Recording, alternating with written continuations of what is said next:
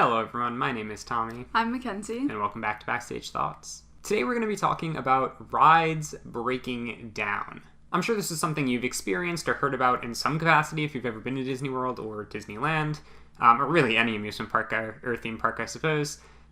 Whether you were on the ride while it happened, you were in line while it happened, or you were just, checking your app or walking up to the entrance of a ride and it says, closed, the ride broke down. We're going to give you kind of an inside look, behind the scenes look of what actually happens that causes rides to break down, and what the procedure is for people that work at the theme park when the ride breaks down. So Kenzie doesn't really have a whole lot of first-hand experience with this because she worked with food, but I do. I worked at Pirates of the Caribbean. Obviously, my experience, that's the only attraction I worked at, so my knowledge and my experiences are going to be limited to that one ride. I'm sure there are a lot of components of it that are applicable to other rides as well. However, there are definitely going to be some components that are different. If you currently work or have worked in the past at a different Disney attraction, please comment down below. Let us know what breakdown or evacuation procedures were for your ride. I'm really interested to hear about that, and I'm sure people watching this video would also be interested to hear about that. So first I'm going to kind of explain a little bit about how Pirates works, a little bit about, what the procedure is regarding breakdowns and evacuations, and then I'm also going to tell a couple of stories about interesting things that happened to me during an evac or during a downtime. First, I want to talk a little bit about the mechanics of rides. And again, right, my knowledge comes from Pirates. It might be different for other rides. But on Pirates, there are two main ways that cast members can stop the ride. There's a station stop, and there's an emergency stop, or an e-stop. Station stop is used pretty frequently. It just stops whatever component of the ride you are currently at. So if you're at the load station and you hit the station stop, it'll stop the load belts from moving. Similarly, if you're at unload and you hit the station stop button, it'll stop the unload belts from moving. This is pretty much just used if someone stands up during the ride or something like that, or someone's sticking their hand in the water. You hit the station stop button, you say, hey, stop doing that. Once they stop doing that, you send the ride back in. No big deal, happens all the time, and there's no downtime because of a station stop. Now, an e-stop is different. An e-stop stops everything. And sometimes we are able to quickly recover e-stops, but a lot of the time we aren't. And this is different from a lot of rides. I know Haunted Mansion, for example, they e-stop all the time. They can very easily recover from an e-stop. It's, stopped for as long as they want it to be stopped, and then as soon as they don't want it to be stopped anymore, they just keep going, and it's, doesn't matter that much. At Pirates, because it is not a track ride, it's a boat ride, right? These boats are free floating in the water. The only thing moving the boats for most sections of the ride is the motion of the water. Because of that, an e-stop causes some parts of the ride to stop moving while boats continue to move in other portions of the ride. I don't know the exact details of why, but I know it has something to do with boats being in the wrong places and, potentially getting stuck places. That's kind of my understanding of why an e-stop a lot of the time can lead to extended downtime. Is an e-stop only, it's a button that you press to e-stop? Yes. It can't just happen on its own? Well, it can, and I'll get to that in a second. Okay. But yeah, on your console, whether you're at load, unload, or tower's the main big console. It's that person when you get on the ride, right, and you're getting launched into the ride and you look up and there's a person up there, above you. That's tower. Those three positions have access to an e-stop button. You pretty much are never supposed to hit it except in a real actual emergency. Someone falls out of the boat. There's some critical, you hear some terrifying screeching grinding sound coming from the ride somewhere, stuff like that. I never once in the entire time that I worked there hit the e-stop button, and I think a lot of cast members can probably say the same thing. But hitting that e-stop button is one way to cause the ride to break down. There are other ways. And the other way is kind of what you alluded to, an auto E, or an auto E-stop. If the ride senses that there is something wrong, it will automatically E-stop the attraction. And this is where most of our breakdowns come from. Something causes an auto E. Sometimes we don't know what caused it. It just kind of happens. There's not actually anything wrong. And the issue with the ride is just the fact that it is auto-Eing. Other times there's a reason it auto ease. If there's some legitimate failure with the ride, and it's auto e-stopping as a safety precaution. Auto power down is another thing that can happen. It's less common, but yeah, those are pretty much the three things that prompt the ride to stop. And what happens when one of these three things occur is the breakdown spiel will start playing, basically telling guests, please remain seated. This ride may resume motion at any time without warning, blah, blah, blah, blah, blah. It's probably not going to resume motion at any time, but it could. And that brings me to kind of like what the process is when one of these three things happen, right? When it e-stops or when it auto-ease, what happens next? Well, step one is you try to recover it. Once you have assessed the situation, you know that it's safe, you try to recover it. Is assessing the situation just seeing if things are running correctly? What goes about that? It depends what the reason for the stop is. Okay. Does it, if it's an auto E, does the computer tell you why it stopped? Yes. Okay. It will. Yeah. Yeah, it's really situationally dependent. There was one situation, and I don't want to get into too many details about this, but someone hit the e-stop because of a miscommunication with a joke with another cast member, which is a really, really bad thing. Obviously, in that situation, right, assessing the situation is just realizing that there was no actual reason to hit it. Yeah, so you just made go a mistake. Right. So you kind of just go straight into trying to recover. There are other, obviously, if there's some actual issue, then you have to figure out what's going on with that first. But yeah, step one in trying to get the ride back up and running again is trying to recover the ride, get it back into operation without having to evacuate. And mostly what this entails is powering down, powering back up, and trying to get it to go. And if it goes without auto-eing again, you're probably okay. A lot of the time what happens, though, is that it'll just immediately auto-e again after you power down and power back up. Usually, I want to say 20 to 30 minutes, maybe even up to 40 minutes, we will try to get the attraction back up and running without having to evacuate. After that time passes, if it's still not working, a leader is the person that will make the decision about when we should evacuate. And once that decision's made, that's kind of step two, right? Step two is evac. And I'll get to the evac procedure in a second. It's kind of complicated. But step two is evac. After an evac, we then turn the ride over to maintenance. And once we've done this, maintenance goes into the ride. They try to figure out what's going on. They try to fix the issue. While they're doing this, a cast member will stay up at tower and at each of the other control panels. And the reason for this is that they can test things. They can try to get the ride up and running again, right? In order for the ride to operate, you need someone in tower, you need someone at unload, and you need someone at load. So there will be cast members in those positions just kind of waiting for someone to tell them what to do, which buttons to press and when to press them, to try to get the ride up and running again. The rest of the cast members will go out to the front of the attraction. And they kind of have one main job there, which is essentially let people know the ride is closed and then answer the same question over and over again for the people that had lightning lane. They're like, what happens to my lightning lane? And you have to say, well, if your lightning lane was made for a time and the ride is still down during that time, it'll turn automatically into what the heck was it called? A multiple experience pass, I think, which then can be used on any other ride in the park at any point during the day, except for Space Mountain, Jungle Cruise, Seven Dwarfs Mine Train, or Peter Pan's Flight. And then another person comes and asks the same question, you say the same thing again. That's your main job when your ride breaks down.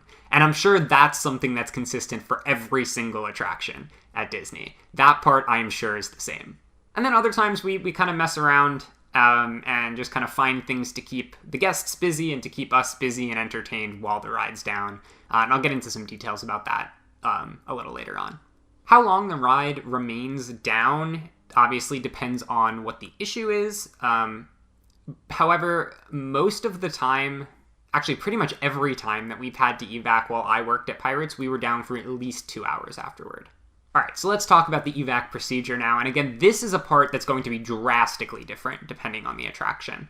Although I guess most boat rides probably have a similar evac procedure, right? Most rides of similar types probably have similar procedures. But any ride that's not a boat ride, their procedure is probably going to be vastly different from what I'm about to explain. I imagine the first step is the same, though, and that is to dump the queue, which essentially just means tell everyone that's waiting in line to leave. If you're waiting in line when a ride breaks down, You may be entitled to a lightning lane pass. We call it recovery. It's like compensation for lost time, essentially. However, at Pirates, you have to be past the merge point to be eligible for recovery. So you either have to be on the ride when it breaks down or about to get on the ride when it breaks down. Anyone else that's in line but has not yet reached the merge point, which is the point where the lightning lane and the regular standby line come together, are not eligible for recovery. They're just told, turn around, go back out the way you came in. Is recovery another one of the, like, multiple experience passes? Yes. Yep. Okay. It has the same rules. You can use it any time, anywhere in the park except for those four rides, right? Yeah. The four most popular rides. Yeah. I think a lot of the time we gave out 2 passes per person.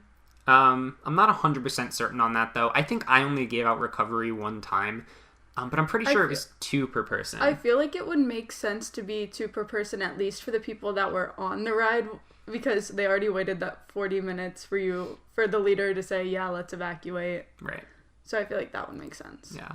So after we dump the queue, 1 cast member and usually a leader or someone is going to stay in tower. And the reason for that is tower can see all the cameras. They have the microphone that goes over the PA system to the entire building. They essentially are letting people know, please remain seated. They kind of just say that a lot. Please remain seated. A cast member will be with you shortly. And the reason is because it is very, very dangerous if guests try to get out of the boats themselves. Like I mentioned earlier, it's just a boat floating in water. There's nothing holding it. There's no track. There's nothing holding it in place. If a guest tries to get out, they could flip the boat. They could have people swimming in pirate water and potentially, if they can't swim, drowning in pirate water, especially if they're young children. Yeah. It is very, very dangerous for guests to try to get out themselves. Please don't do that. And then at least 2 cast members, I want to say usually it was 3 cast members, but at least 2 cast members will go to each of the 5 exit points and start getting people out of boats. There are 5 points throughout the ride, designated as exit points, where the boat can kind of get right up against the floor. Guests can safely exit the boat, and then there is a door leading them backstage and then eventually to an exit out of the building. So at least 2, usually 3 cast members will go to each exit point.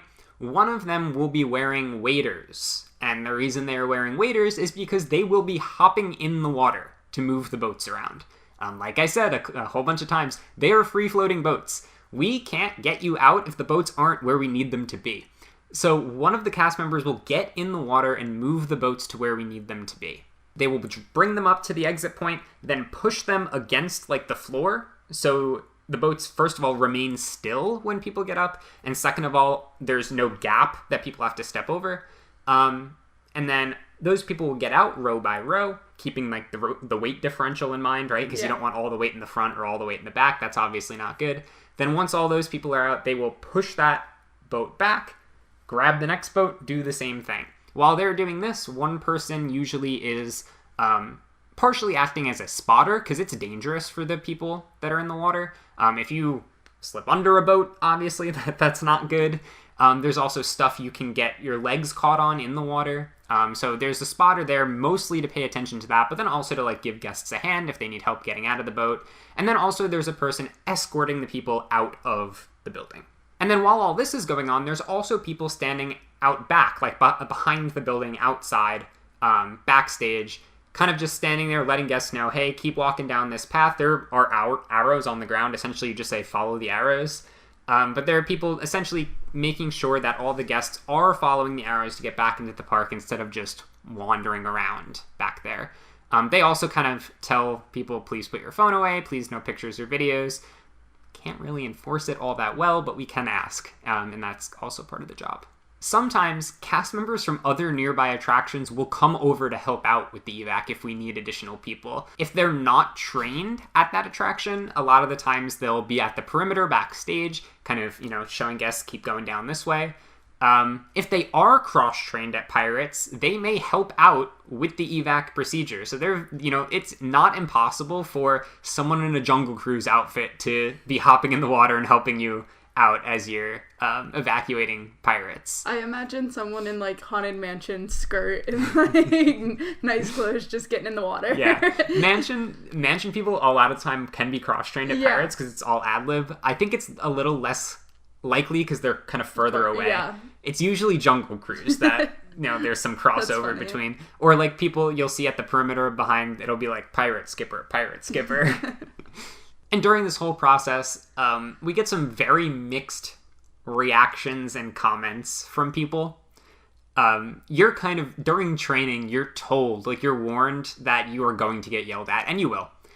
Some people are going to be pissed. They're going to be so upset that they wasted so much time or that they've been sitting there for so long, etc., etc., etc. And they're obviously going to take it out on you because everything's your fault or something. And then while that's going on, you'll have like the polar opposite where some people feel so embarrassed by the people yelling at you that they'll like kind of quietly apologize to you on their behalf, even if it's not part of their party. So like you'll take one group out and they're screaming and yelling and cursing at you, and then the next group you take out, they're like, thank you, I'm so sorry about all the yelling you have to do, I know you're just doing your job. So that's kind of funny. And then you get this is my favorite group, the third group, people that are just absolutely thrilled. They think it's the coolest thing ever. That would be me. Yeah, I mean, that would be me too.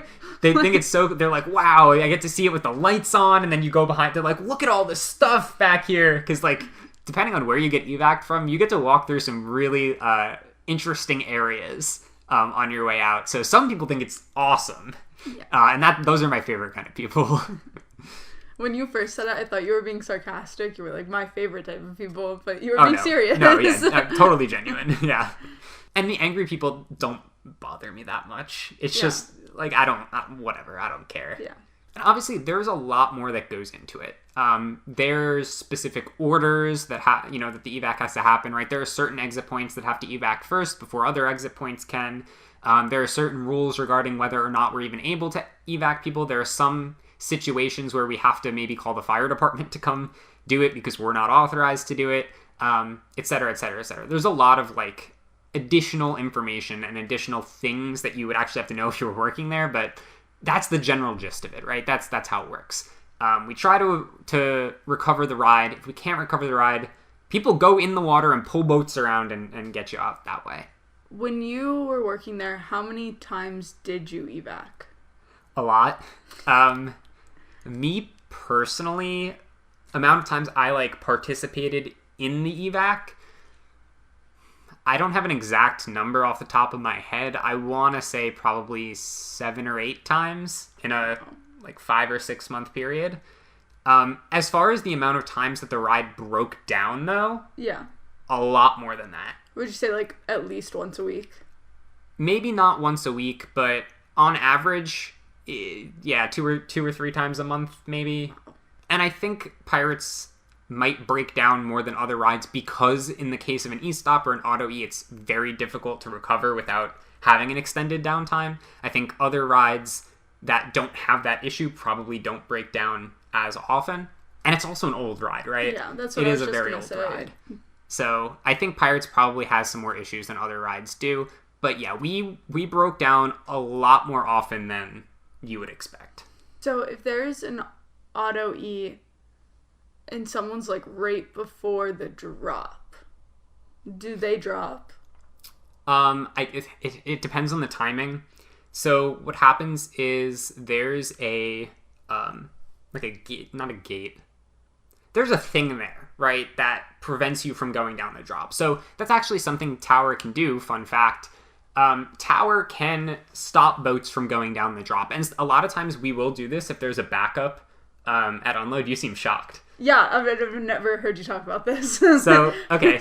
If there's we call it a bombardment bay backup. Okay. But at that point, why wouldn't you just pause loading? Okay, so let's talk about the mechanics of the ride a little bit. So if there is a backup at unload, if it's just a minor backup, we'll kind of just leave it, hope it fixes itself. But if it starts backing up all the way to Bombardment Bay, which is where you get as soon as you go down the drop, that's obviously really, really bad. So we will completely halt the dropping for as long as we can, and we'll hold boats up top instead while that clears out. And the reason we don't just stop launching people because into the ride. Because you can't get boats up the hill. Right. Or through the jog. Right. You can't, right, exactly. You can't unload boats unless you are also dispatching boats. Okay. Because the amount of space between unload and load is very small. Essentially, we can't dispatch unless unload is working, and unload can't dispatch unless load is working. They're dependent on each other. Yeah. A lot of times, right, we won't even be able to dispatch from load if there's not a third boat behind. So 2 boats load at a time. We have to wait for there to be a third boat behind those 2 boats before we can dispatch. And that's to kind of keep that rhythm in place, right? So the reason why we don't just stop sending boats into the ride is because then we can't get boats out of the ride. Okay. So that's why we'll hold up before the drop. So something like comes down to stop boats from going down? Not down, up. Oh, okay. From like the bottom. So where like the projection used to be. Like right before you go down the drop, there's something that can just hold boats there. Like right That's before crazy. you go down. Yeah. If you might have experienced this. If you did experience it, someone's manually doing that to clear up a backup. But the issues come up with the auto E, right? Or the E-stop in general. Yeah. Depending on boats being over there, boats can get stuck on that. All sorts of things can happen. So that's also a place where a lot of issues happen with E-stops. Okay. If a boat's in that area, that can cause lots of problems. But yeah, whether or not a boat will go down, if it clears that before the E-stop happens, it'll keep going down, right? Because after it gets over that, it's just gravity, right? And the weight of the... See, the only thing that, like, I understand, like, the boat will keep moving. The boat in front of the one coming down the hill will keep moving because of the water moving. Right. But the pump doesn't, like, the pump that is moving the water doesn't stop. It depends. Like, could that cause, like, boats to hit each other right there? If there's someone going down the hill? Because they're gaining momentum going down. They're going to keep moving when they get down there. Yeah, boats bump each other on Pirates all the time. I know, I feel like it could be a bad thing. Do you hear what I'm saying? No. Okay, it won't have enough momentum for them to, like, violently? Collide. No. Okay. No. And yeah, I think, so again, I'm a little bit rusty. It's been a little over a year since I worked at Pirates. I believe E-stops stop the pumps as well. Okay. However, there is also a separate pump stop button, and I can't really remember what the difference is. Okay. But I believe E-stops stop the pumps that cause the water to move throughout the ride. So it will stop motion that way, but obviously there's still momentum and stuff, right? Yeah. They're moving in this direction just because the water stopped. Doesn't mean they're going right. to. And the water's going to keep going for a little bit too, so. All right, so story time. I have 3 evac/breakdown related stories that I think are interesting that I would like to share. I'm realizing now this is probably going to be a long video, but that's all right. And the first story takes place on my 4th day of work post-assessment. So you have about a week of training. I think it was 5 days of training. On your last day of training, you have to do an assessment. They, quiz you. They have you do all the different positions. They ask you safety-related questions. If you pass assessment, your next day of work, you are on your own. You're actually functioning as a cast member. You are a pirate. You are a pirate. So this was my 4th day of work after assessment. And they don't have you do evac procedures during training. There is a separate evac training that you do after your initial training. They explain it to you, right? They explain how it works, but you don't actually practice it because you can't practice it while the ride is operating. So do they just, like, wait for an evac to happen and then here's your evac training? No. Oh, okay. What they do is you'll stay after park close one night. But they like to do it in groups, right? Yeah. So they're not going to do it during your training because it's like usually just 1 or 2 people and then a trainer. So I hadn't done my evac training yet. I knew the general idea of the procedure, but I had not practiced it yet. But of course, 4 days into work, the ride decides to break down. And actually, it wasn't the ride decided to break down. This was actually what I was alluding to earlier about there was some miscommunication where someone actually hit the E-stop. And in this case, they tried for like 30 minutes to get the ride up and running again, but it didn't happen. So we had to evac. So I go up to tower where the leader is, and he's like, all right, I want you to go here. I'm like, okay, just one thing, I have no idea what I'm doing. I've been here for 4 days, and I have not been evac trained yet.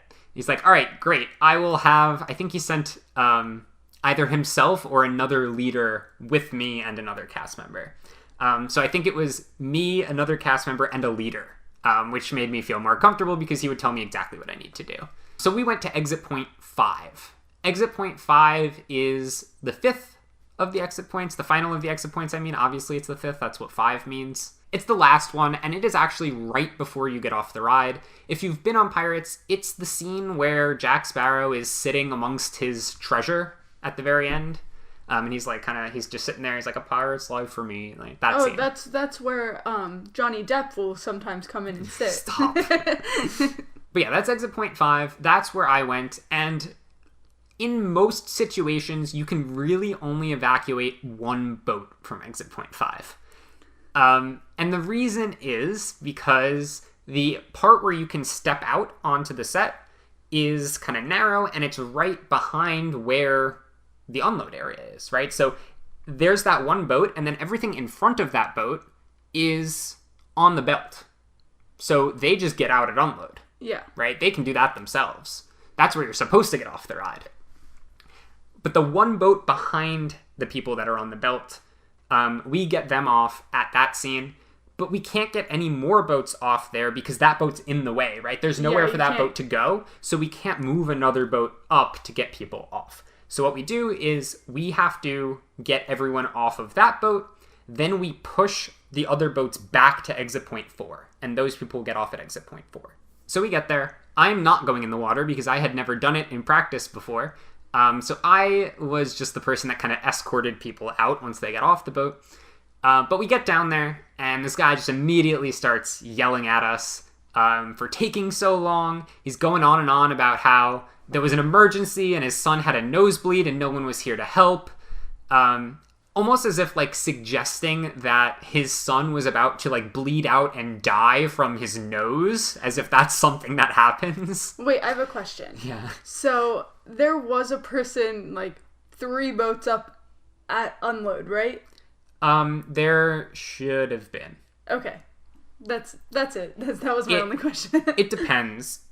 So during the evac procedure, a lot of the time the person at unload will go up to tower and they'll get an assignment for the evac, so they don't always stay there. Okay. Because the ride's broken down. They don't need to be there. All of those people that were at unload are off the boats already. Yes. Like no one's sitting there. No, yeah. The people that are on the belts, they can get out. Okay.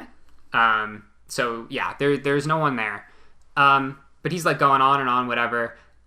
So the first thing the leader who's there asks is, do you need medical assistance? Like, do you want he's like, no, it's fine. Like, it's too late now. Like, when it's too late now, what do you mean? You used a napkin and you got his nosebleed to stop? Like, you just made it seem like he was about to bleed out and die, and now he's fine now. It's too late. Either it means he's dead or he got the bleeding to stop. So, yeah. And I did not see any blood whatsoever. Yeah, that was going to be my next question. Yeah, it couldn't have been a significant nosebleed. He just wanted something to yell about. Yeah. So I'm escorting him out the whole time. He's yelling, whatever. So after we get that boat out, the other cast member that I was with pushes all the other boats back, like I explained before. And we're now done at exit point 5, right? There's nothing else for us to do there. So we went back to exit point 4 to see if they needed any kind of help. We were there for a little bit, and then we realized that the back boat had started drifting back towards exit point 5 because boat, water, right? Can happen. So we go back to exit point 5, and she's going to get back in the water to push it back towards exit point 4. And when we get to exit point 5, we see 2 people standing on the set and a third person, this old man, standing up in the boat trying to get out.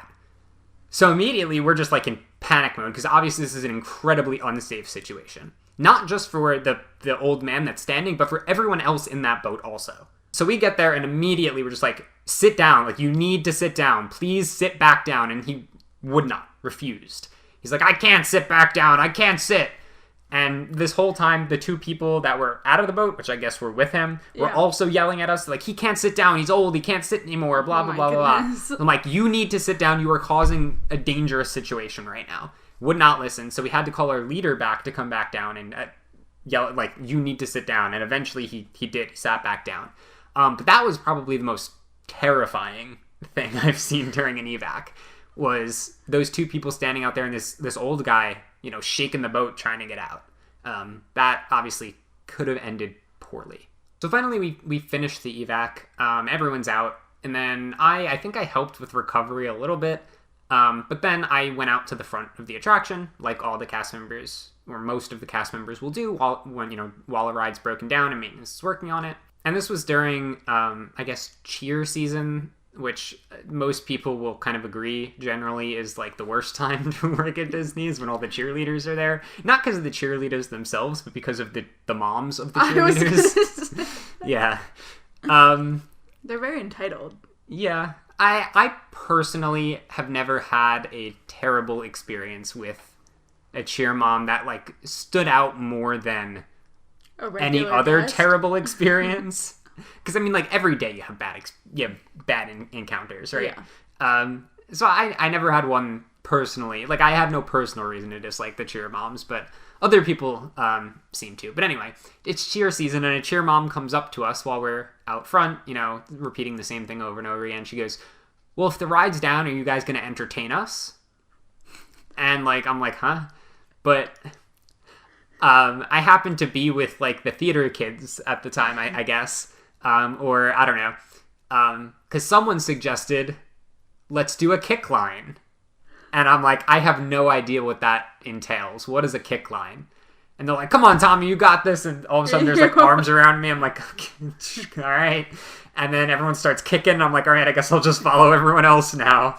And then the cheerleaders also join they start yelling and they also join the kick line. So there's just a whole bunch of us and cheerleaders, and we're just like, kicking, and the mom takes out her phone and she's like filming us, and I am pretty sure it's on TikTok somewhere. I haven't been able to find it. To be. If you can find a whole bunch of pirates doing a kick line with cheerleaders though, let me know, because I would be interested to see it. But yeah, that was my fourth day of work.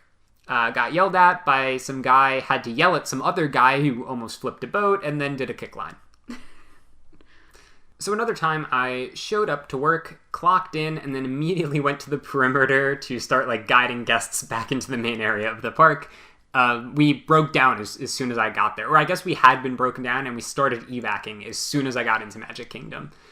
So just immediately I go to the perimeter and I'm like, yeah, keep going this way, keep walking, go ahead, this way. We were down for about 4 hours that time. So after I helped everyone get out, after the evac was complete, I went out front, and this time, someone got some masking tape and put 2 squares on the floor with masking tape. There was one big one, which was like further out, like in the walkway, and then one small one that was like closer to us. And every time someone stepped in the big square, we yelled and screamed and cheered and clapped. And every time someone stepped in the little square, we booed at them. And it was like, I don't know how many of us there were out there, like 7 or 8 maybe. And we were dead focused on those squares. Like, we did not miss a beat. People coming up, so when do you think the ride's gonna... Shh, we're watching the squares. It was a lot of fun. I love that. That's like my favorite thing we do when we break down. Or my favorite thing that we did when we broke down, I guess, past tense. And the kids love it too.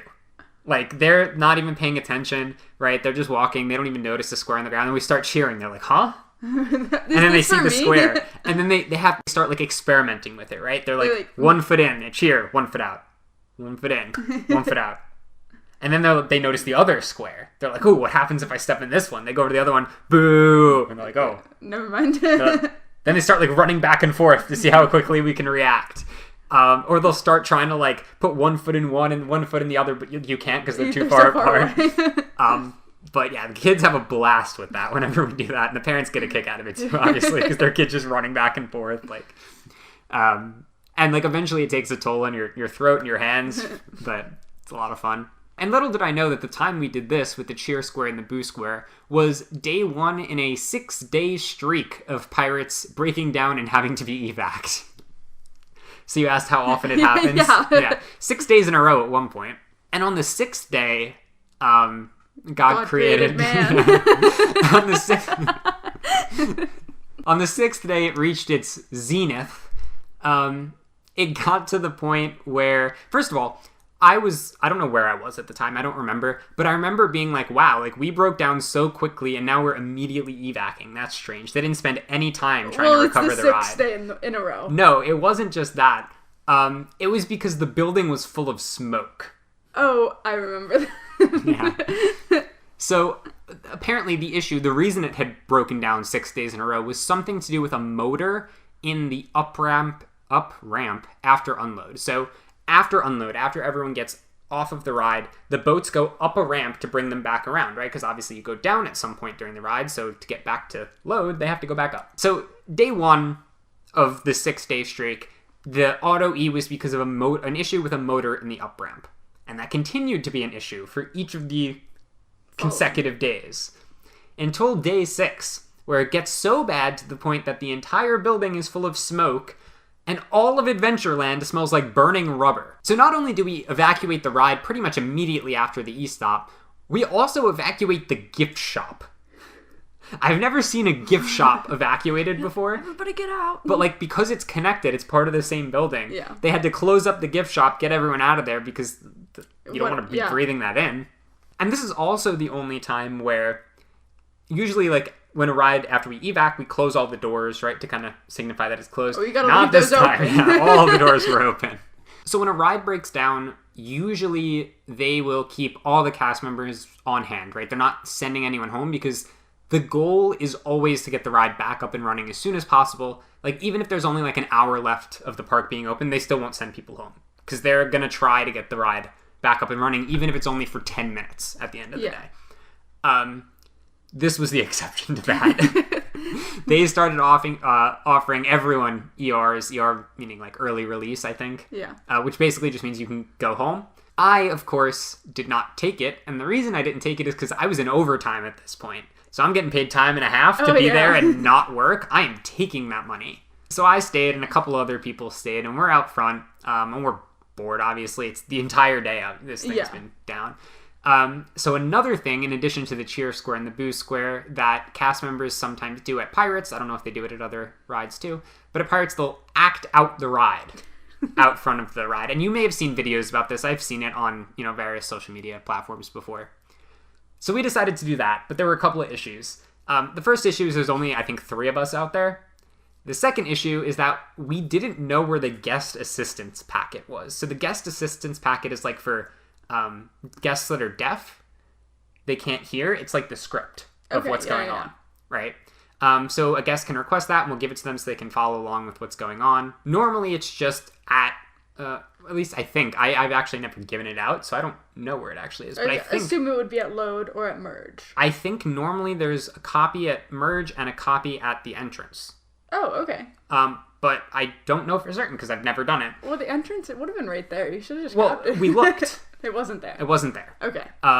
So we had no guest assistance packet to read the script, because normally how they do it, right, is one person will read the script off, and as they read it off, everyone will be playing a part, and they'll, like, do the things that the person is reading off. We didn't have enough people for that, and we didn't have the guest assistance packet, so we just tried to do it from memory. So for example, I played the wind at Hurricane Lagoon when you first enter. I was... Then I played the crab at that first scene where it's like the skeleton on the left. So I was like... You don't have to do it right now. It's okay. No, they need to know. Okay. And then I also played Barbossa once you go down the ramp. But I couldn't remember any of the lines. So I just kind of like yelled things in a pirate voice while like... I think I was trying to steer a ship, but he doesn't actually steer a ship. He's like on the edge, like pointing on where the bomb should go. Right, and like yelling. And then, I think someone else was like, they were like the bombs. Yeah. And obviously I've evac'd a lot of other times. I've experienced downtime a lot of other times, and some other, sort of interesting things have happened. There was one time where I knew a ride was about to auto-E because of something that someone else did, and sure enough, it auto-E'd. Yeah. I don't remember the exact details. It had something to do with them station stopping at unload while a boat was going up the up ramp or something like that. It's been too long. I don't remember the details. I feel like that's it. I think that you've like told me that before. Yeah, but I saw this happen while I was running wheelchairs, and I'm like, they better be careful because that can cause an auto E. And sure enough, you get to the top of the wheelchair as you're stopped. Yeah, sure enough, ride broke down. But yeah, if you have any questions about ride breakdowns, if you have any questions about pirates specifically, obviously I can answer those. And if you have any experience with this, if you've worked in other attractions, I would love to hear what the procedure is like at your ride. Thank you guys for watching. I hope you enjoyed this. Hope you found it interesting. Please leave a like if you enjoyed. Consider subscribing as well. We'll have plenty more Disney content coming in the future. And we'll see you guys in the next one. Bye. Bye.